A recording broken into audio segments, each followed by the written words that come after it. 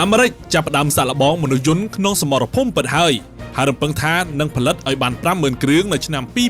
2027 ដើម្បីបញ្ជូនទៅប្រយុទ្ធជំនួសមនុស្សពិត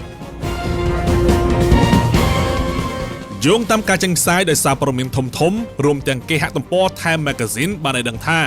ថ្មីនេះអាមេរិកបានបញ្ជូនមនុស្សយន្តចំនួន 2 គ្រឿងដែលមានឈ្មោះថា Phantom MK1 ទៅសាកល្បងក្នុងសមរភូមិជួរមុខនៃប្រទេសអ៊ុយក្រែនមនុស្សយន្ត Phantom MK1 បង្កើតឡើងដោយក្រុមហ៊ុនបច្ចេកវិទ្យាធំមួយនៅទីក្រុង San Francisco ហើយវាជាគំរូមនុស្សយន្តដ៏ពិសេសដែលមានសមត្ថភាពអាចជំនួសទាហានមនុស្សបានដោយវាអាចប្រើកាំភ្លើងខ្លីនិងកាំភ្លើងវែងហើយក៏អាចប្រើកាំបិតនិងអាវុធផ្សេងៗទៀតបានផងដែរមនុស្សយន្តនេះត្រូវបានយកទៅសាកល្បងនៅអ៊ុយក្រែនតាំងពីខែកុម្ភៈហើយមនុស្សយន្តរបស់អាមេរិកត្រូវបានប្រើប្រាស់ក្នុងបេសកកម្មស៊ើបការដែលប្រឈមនឹងគ្រោះថ្នាក់ខ្ពស់អ្វីដែលគេសម្លឹងឃើញលើមនុស្សយន្តប្រយុទ្ធនេះគឺថាមនុស្សយន្តមិនចេះហត់នឿយហើយវាក៏មិនខ្លាចអាវុធគីមីឬអាវុធជីវសាស្ត្រនោះដែរ